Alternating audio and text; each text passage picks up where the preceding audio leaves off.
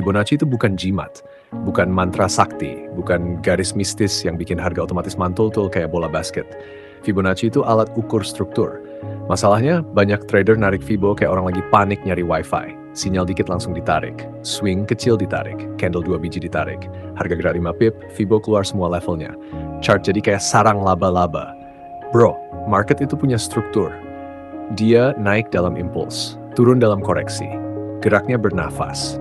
Kalau lo narik Fibo dari swing yang bukan swing mayor, ya hasilnya noise. Lo lagi ngukur ombak kecil, bukan arus utama. Analisa teknisnya begini.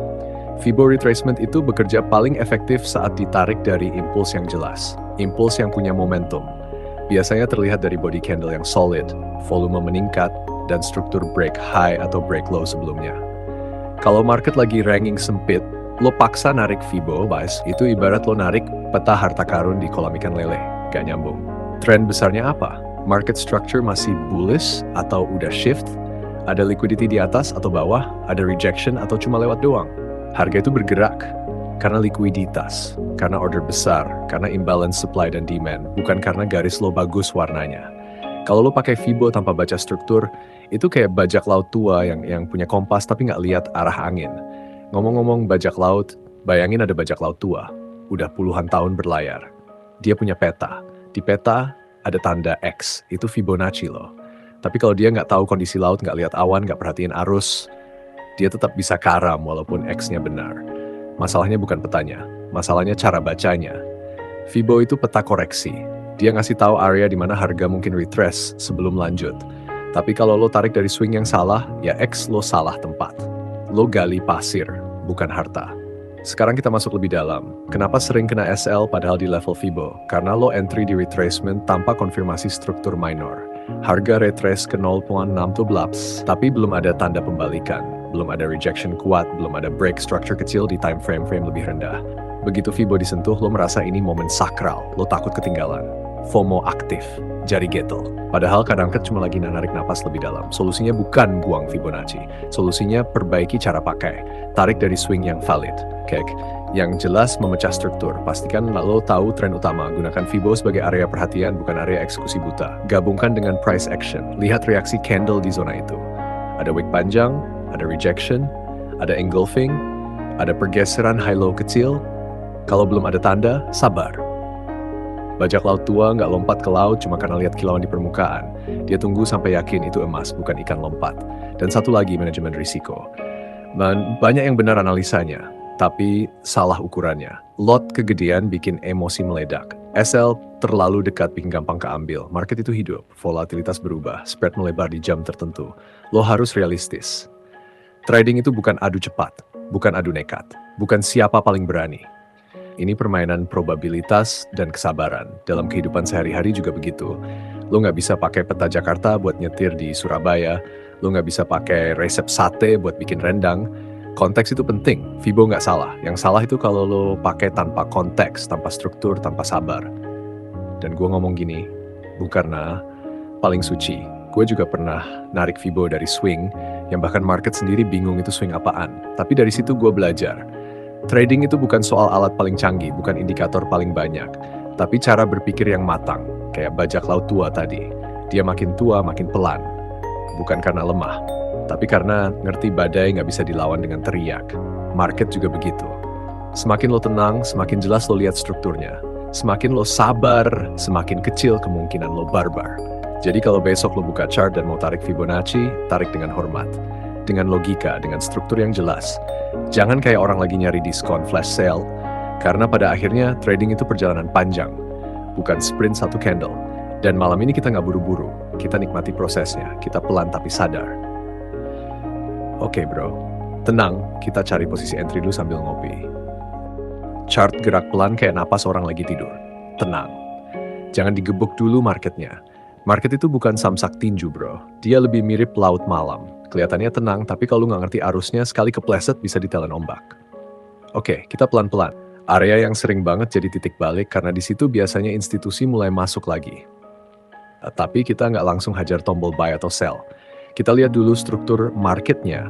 Apakah swing high terakhir ditembus? Apakah ada rejection candle dengan body kecil dan ekor panjang? Apakah volume menguat atau cuma gerakan tipis-tipis tipu daya? Karena sering kejadian begini, Fibonacci lu udah pas, titik 0 ke 100 udah bener, retracement juga udah di swing yang valid. Tapi lu barbar. Lu lihat harga sentuh 50% langsung gas. Tanpa nunggu konfirmasi struktur, tanpa nunggu reaksi harga, itu sama aja kayak bajak laut baru dapat peta harta karun. Tapi baru lihat tanda X langsung lompat ke laut tanpa cek kedalaman. Bajak laut tua nggak gitu. Bajak laut tua itu sabar. Dia berdiri di geladak, lihat arah angin, dengar suara kayu kapal, baca arus. Dia tahu kadang harta itu bukan titik pertama lu lihat, kadang ada jebakan pasir hisap di bawahnya. Sekarang lihat chart kita lagi, kan? Tapi belum ada break of structure kecil di time frame bawah. Belum ada displacement candle yang tegas. Kalau lu entry sekarang itu bukan analisa, itu nebak sambil deg-degan. Trading bukan lomba cepat-cepatan pencet tombol. Trading itu seni nunggu momen di mana probabilitas condong ke kita. Dan ini masalah klasik. Fibonacci nggak salah. Cara pakai lu yang barbar. Fibo itu alat ukur proporsi. Dia kerja berdasarkan psikologi massa. Lu harus lihat konteks. Trend utamanya apa? Higher high masih konsisten atau mulai ada lower high? Liquidity di mana? Stop loss retail kemungkinan ngumpul di mana? Bajak laut tua tahu, kadang dia sengaja biarin kapal kecil maju dulu buat lihat ada karang nggak. Dia nggak langsung kirim kapal utama. Itu manajemen risiko.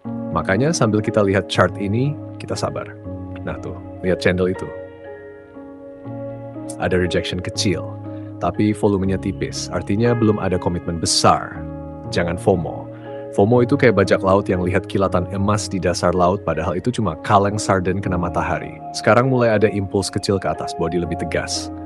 Struktur minor di time frame EMIA mulai bikin higher low, itu sinyal awal. Tapi tetap, kita tunggu satu konfirmasi lagi. Break high minor sebelumnya dengan candle yang bersih, bukan doji ragu-ragu. Trading itu 70% nahan diri, 20% manajemen risiko, 10% eksekusi. Sisanya, kopi. Lu tahu kenapa banyak orang salah pakai Fibonacci? Karena mereka gambar di setiap swing kecil. Semua ditarik, semua diharapkan jadi support. Chart jadi kayak mie instan jatuh ke air berantakan. Fibo itu dipakai di swing yang jelas, yang memicu impuls kuat. Bukan setiap gerakan dua candle langsung ditarik. Kalau swingnya nggak valid, retracementnya nggak punya bobot psikologis. Dan kalau nggak ada bobot psikologis, nggak ada reaksi signifikan. Sekarang kita perhatikan lagi. Harga mulai break minor high. Ada displacement kecil. Ini mulai menarik. Kalau nanti ada pullback kecil setelah break ini dan gagal turun lagi ke bawah, karena sekarang ada konfirmasi struktur. Bajak laut tua nggak pernah menembak sebelum kapal musuh benar-benar masuk jarak meriam. Dia tahu bubuk mesiu itu mahal. Modal juga mahal bro. Jangan dibuang buat ego. Dan dalam kehidupan sehari-hari juga sama. Lu nggak bisa cuma punya alat bagus terus sembarang pakai. Pisau dapur bisa buat masak steak enak, bisa juga bikin dapur berantakan kalau lu asal ayun. Fibo itu pisau. Lu kok yang ninja mabok. Sambil nunggu stop matang, kita cek risk reward. Kalau entry di area ini, target realistisnya di mana? Apakah ada resistance terdekat? Apakah RR minimal 1-2 tercapai? Kalau nggak, skip. Nggak semua peluang harus diambil. Market buka tiap hari. Ego lu doang yang nggak sabaran. Lihat tuh, harga mulai stabil di atas area retracement. Low terakhir nggak ditembus lagi. Ini tanda buyer mulai jaga area. Sekarang baru masuk akal buat pertimbangkan posisi dengan lot yang waras. Bukan lot ngamuk karena balas dendam kemarin. Karena trading itu bukan soal benar terus, tapi soal tetap hidup cukup lama sampai benar itu datang. Bajak laut tua nggak kaya karena sekali nemu harta. Dia kaya karena puluhan tahun nggak tenggelam. Dan kita di sini bukan cari sensasi, kita cari konsistensi. Pelan, tenang, baca struktur, hormati risiko.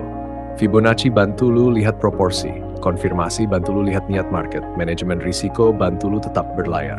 Dan sekarang, sambil harga pelan-pelan bentuk pola yang lebih jelas, kita nggak buru-buru. Kita tunggu satu dorongan lagi yang bersih. Kalau datang, kita ambil dengan kepala dingin. Kalau nggak, kita lewatkan dengan senyum. Karena yang penting bukan seberapa sering lu entry, tapi seberapa jarang lu bikin kesalahan konyol. Oke bro, tenang. Jadi gini bro. Setelah muter-muter kayak kapal nyasar di lautan, akhirnya kita nemu titik labuh juga. Entry udah dapet. Bukan entry yang FOMO, bukan yang kejar-kejar candle kayak yang ngejar diskon 12-12. Ini entry yang sabar, yang nunggu ombak nurut dulu baru turunin jangkar. Kadang market itu kayak laut. Lu bisa punya peta, punya kompas, punya teleskop paling mahal, tapi kalau mental lu masih kayak bocah baru naik perahu, ya sekali dihantam ombak langsung mabok laut. Bajak laut tua pernah bilang, yang bikin kapal tenggelam bukan badai, tapi kapten yang panik. Dan gua ngerasa banget itu. Channel ini kita bangun bukan buat pamer entry tajam atau pura-pura jago. Ini tempat cerita jatuh bangun. Tempat kita ketawa walaupun SL pernah nyentil ego.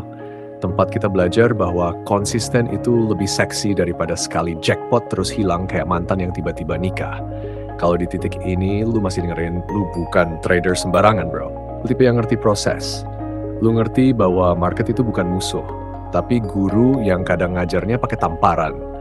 Posisi entry kita sudah dapet, dan terima kasih banget buat lu yang udah nonton channel ini. Kita bangun channel ini bareng-bareng. Ini bukan penghakiman, ini pembelajaran buat kita semua, terutama gue.